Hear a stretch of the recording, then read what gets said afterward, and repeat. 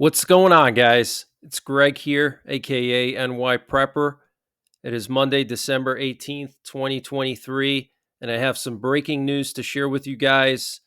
Right now, it is 6:58 p.m. Eastern Time here in the United States, and we have some major breaking news coming in from the Middle East, from Europe, and from Asia, and also here in the United States. So I want to update you with some of the latest information that I have.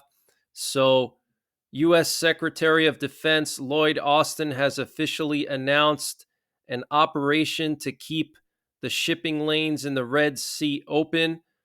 So, what you're looking at here is a press release from the U.S. Department of Defense, and it was released today. I want to just read to you what it says.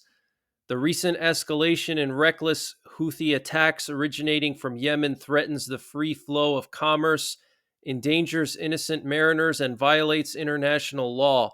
The Red Sea is a critical waterway that has been essential to freedom of navigation and a major commercial corridor that facilitates international trade.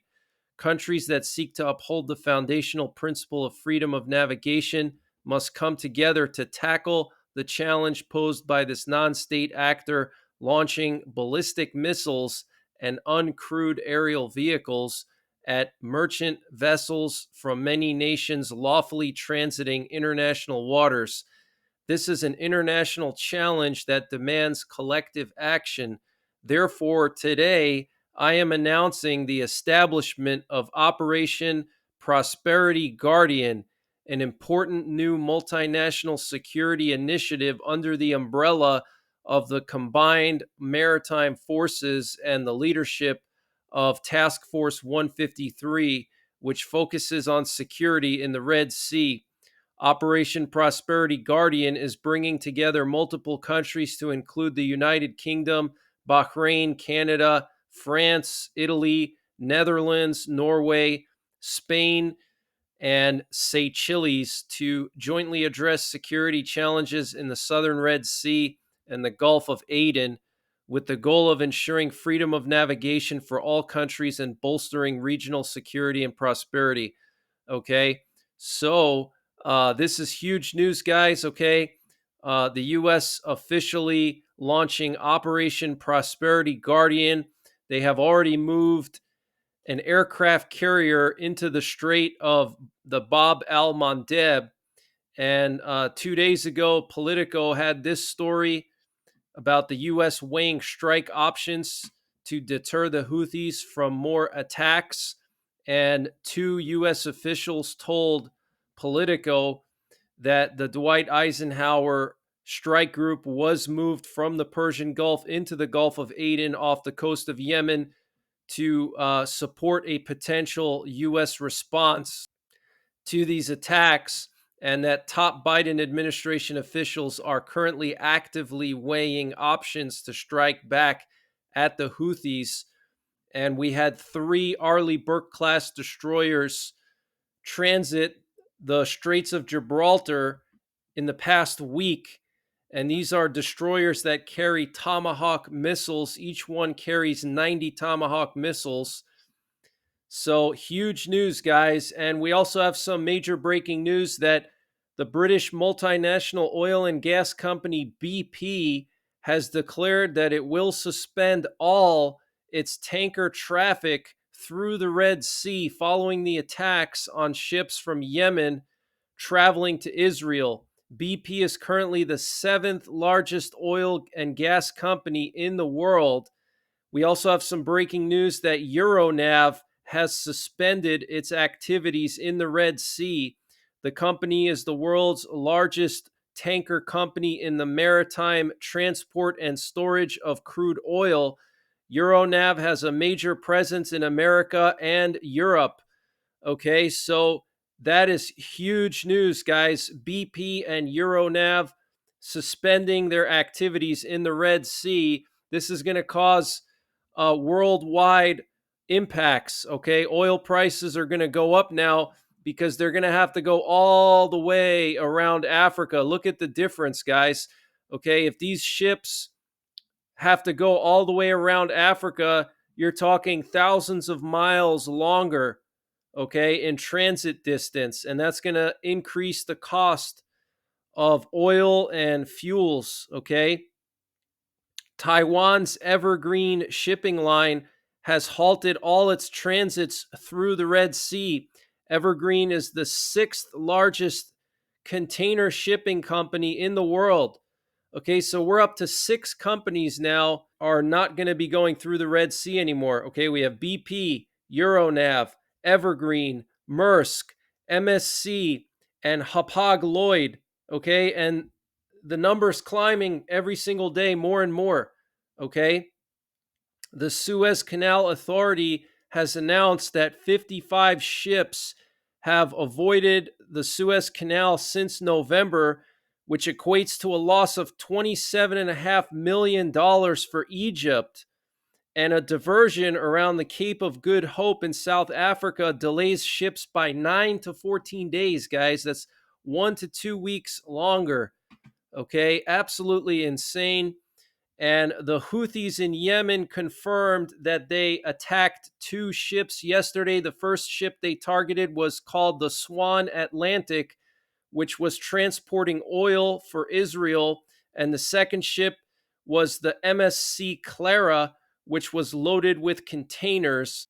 And satellite images show that the aircraft carrier Dwight Eisenhower is only 175 miles or 283 kilometers from the closest Houthi controlled area today. That's not very far, easily within striking distance of Tomahawk missiles and air to ground missiles from fighter jets. The Houthis have Zohir and Khalij E-Fars anti-ship ballistic missiles with a range of 300 to 500 kilometers. A few days ago, for the first time in history, they recorded the successful use of an anti-ship ballistic missile in an operational phase.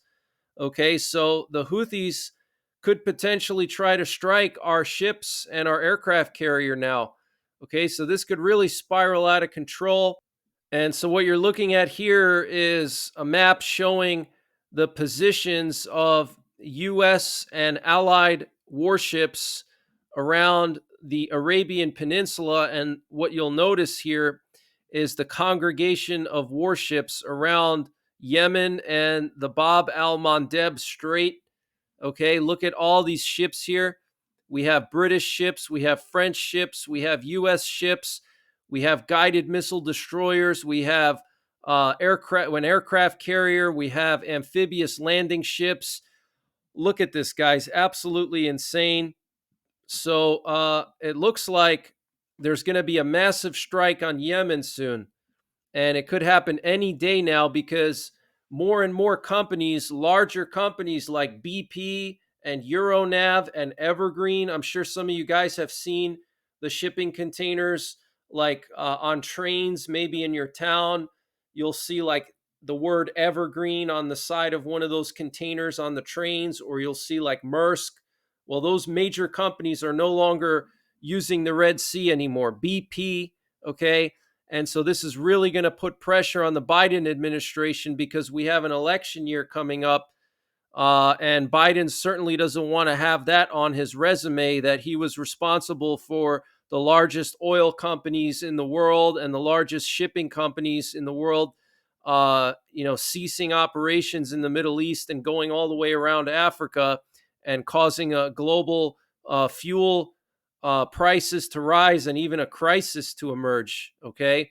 Here's another picture showing the locations of some of the U.S. warships here, all near the Bab al Mandeb Strait. And we have several ships near Yemen's coast and the Red Sea broadcasting that they have armed guards on board. Apparently, they're trying to prevent ships from being hijacked by the Houthis. Okay, so here we have one of these ships. You can see it says armed guards for the destination here. It says armed guards.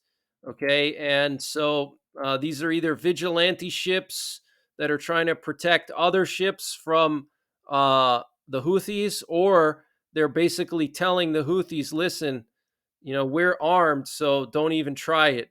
And apparently, rockets were launched from an Iranian militia in southwestern Syria today towards northern Israel. The rockets were launched from the Kunitria countryside towards the Golan Heights, and Israeli artillery stationed on the Al Jalah Hill in the Golan Heights responded back to the Iranian militias and fired back. And also, Israel launched airstrikes in southwestern Syria in response. And here you can see the outcome of one of those airstrikes. Okay.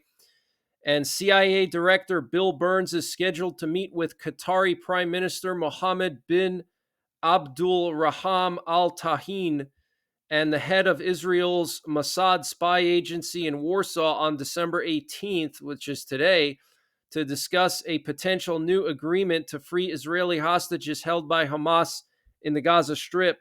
So, very, very interesting. CIA director, Mossad director, and Qatari prime minister meeting in Warsaw to discuss a new hostage deal. And this update was sponsored by My Patriot Supply. Guys, they have brought back their 25% discount on their 3-month emergency food supply. And to get the discount, you have to use the link preparewithnyprepper.com. And the link is in the description below this video. And this 3-month emergency food supply has a 25-year shelf life, and it's all contained within 6 rugged, watertight buckets, so it doesn't take up a lot of space. Free shipping included, 25% off their normal price. Use the link preparewithnyprepper.com to get the discount. They also have a 2-week emergency food supply, which is excellent for outdoorsmen or people who go vehicle camping. They also have a general store. If you click the My Patriot Supply logo at the top of the page when you get to preparewithnyprepper.com, it'll take you to their general store where they have everything you can imagine, from potassium iodide to water filters, solar generators, solar panels, survival seeds, fire starters, anything you can imagine, it's all there.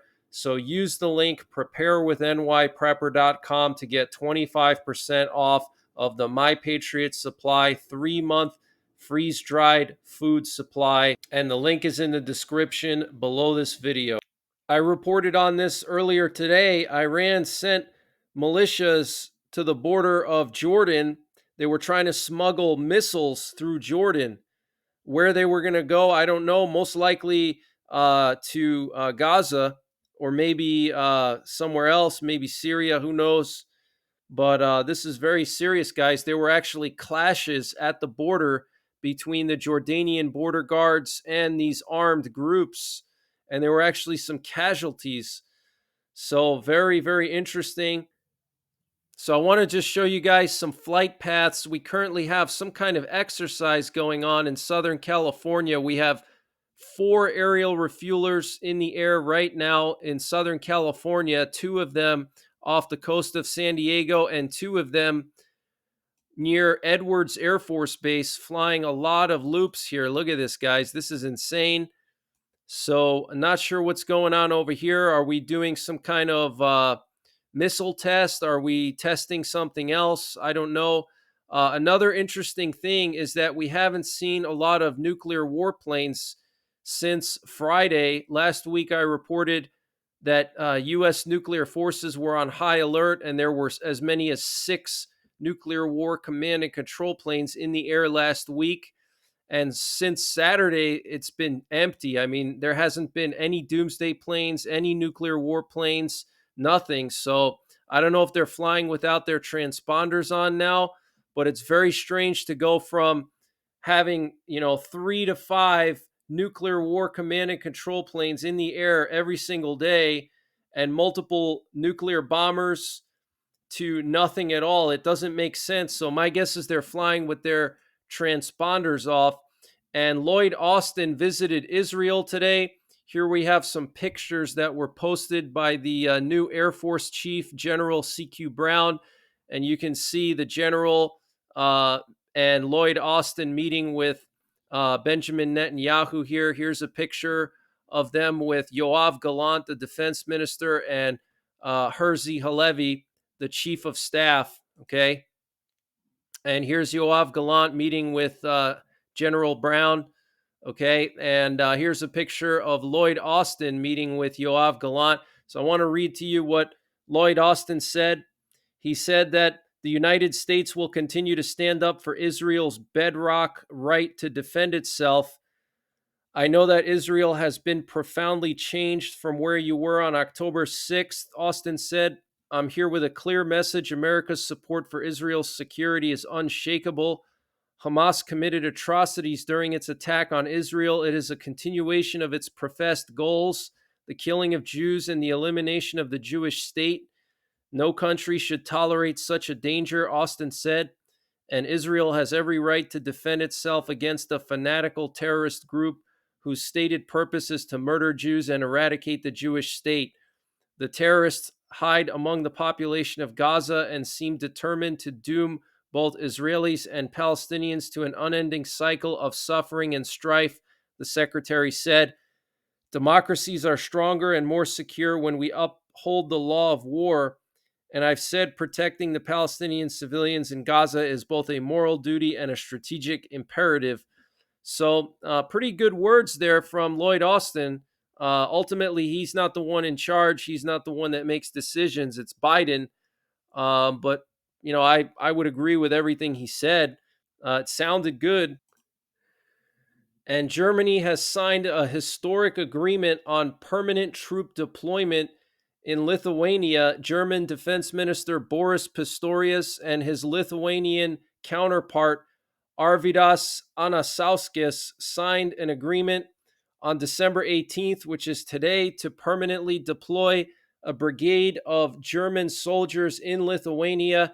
The decision, described by Pistorius as historic, represents the first permanent deployment of German troops abroad since the end of World War II.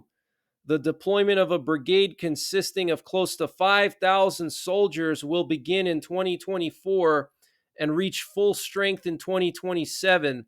The move aims to strengthen NATO's presence on its eastern flank with Russia, which is the duty of Germany to protect, Pistorius said. The planned deployment was first announced in June of 2023. Lithuanian lawmaker Laurynas Kasčiūnas said the country will allocate 0.3% of its GDP over the next several years to help fund the deployment. Pistorius added that measures would be taken to make the relocation attractive for German soldiers, including offering German language schools, housing, and other perks. There is consensus across the political spectrum about the threat posed by Russia to Lithuania and the subsequent need to increase defense spending, said Kasčiūnas. Lithuania must be prepared for the worst scenarios, said Anasauskis, because Russia remains the main threat to us and NATO. So huge news, guys. The first time since World War II that many troops would be permanently deployed to Lithuania, okay? That is very, very ominous, guys. And as of right now, the total casualties from the war in Ukraine, counting both sides, Russia and Ukraine, are well over 600,000 casualties. Okay. They're pushing 750,000, and I think soon we're going to hit 1,000,000. Okay. And that would make this war one of the bloodiest wars since World War II. Okay. It would be up there with the Korean War. All right. So this is a very serious war that's happening on Europe's doorstep, on NATO's doorstep. And we've seen so many drones crash into Romania already. We've seen missiles crash into Poland, Russian missiles crash into Poland, Russian drones crash into Romania. The chance of an escalation here is huge. Okay, we had Russian fighter pilots last year almost fire an air-to-air missile at a British reconnaissance plane in the Black Sea. So as time goes on, the chances for a miscalculation are very high. Okay, and I personally believe that Russia is going to make a move on NATO itself at some point in the near future. And Moldova started military exercises yesterday right next to Transnistria, which is the part of Moldova that is occupied by Russia and is controlled by Russian separatists. and the maneuvers are going to run through December 22nd. The military said the exercises would take place at the Bulboka Training Center. A Facebook posting showed military vehicles traveling along national roads in the region. Russia keeps more than 1,000 troops in Transnistria as peacekeepers. Moldova's parliament on December 15th adopted a pro Western national defense strategy in a move hailed by the president, Maya Sandu, as a step forward towards security and stability. So I want to just show you guys some pictures here from Moldova. And what's interesting is they have U.S. Humvees. Okay. Humvees are not supplied to non NATO members. You can see these armored personnel carriers here. So, very, very interesting. Exercises through the 22nd, right next to Transnistria. I don't know if Moldova is going to try to take back Transnistria in an effort to join the EU and NATO, because we know that NATO does not allow members with active wars on their territory to join. Okay, they don't allow any member to have an active war on their territory, or prospective member. So they could basically go into Transnistria and take it over and eliminate that problem. A Ukrainian military commander said the Ukrainian military is scaling down some operations over foreign aid shortages. Ukrainian forces face shortages of artillery shells and have to scale down some military operations due to a decrease in foreign aid, said Brigadier General Alexander Tarnovsky in a comment to Reuters today. And Rolls-Royce is negotiating with Kiev regarding the construction of mini nuclear power plants on Ukrainian territory, according to the Daily Telegraph. And we know that they've been talking about that since the war started, building these mobile nuclear power plants. Very smart idea. We will make it easier for citizens of Belarus, Kazakhstan, and Moldova who are over 18 years of age to obtain Russian citizenship, said Vladimir Putin today. And Valery Zaluzhny, the general of the Ukrainian military, criticized the dismissal of regional military commissioners by Zelensky. He said that they were professionals. And in the Kupiansk area, 10 Ukrainian attacks were repelled. The Ukrainian armed forces lost over 60 soldiers and a Leopard 2 tank and 3 infantry fighting vehicles, according to the Russian Ministry of Defense. And a coking plant in Avdiivka has been totally destroyed, but Ukraine is still in control of it. And that's what you're looking at right here. This is one of the very important coking plants. A coking plant is just a plant that's used to purify coal to make it worthy of use for metallurgy. Okay, it purifies the coal and allows the coal to burn hotter, so it can be used to melt down different types of metals with high melting points. And the EU is going to be discussing the $55 billion military aid package for Ukraine no sooner than February 1st.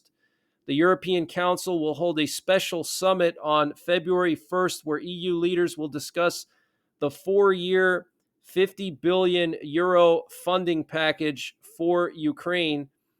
So that is huge news. And the EU adopted its 12th package of sanctions against Russia today. The newly adopted measures include a ban on Russian diamonds, a crackdown on Russia's means to acquire military use goods, tighter controls over the $60 per barrel oil price cap, and further steps targeting Moscow's revenue amid the all-out war. An aid package scheduled for Ukraine later this month will be the final one unless Congress approves additional help, the White House warned on Monday. So there's only one aid package left this year.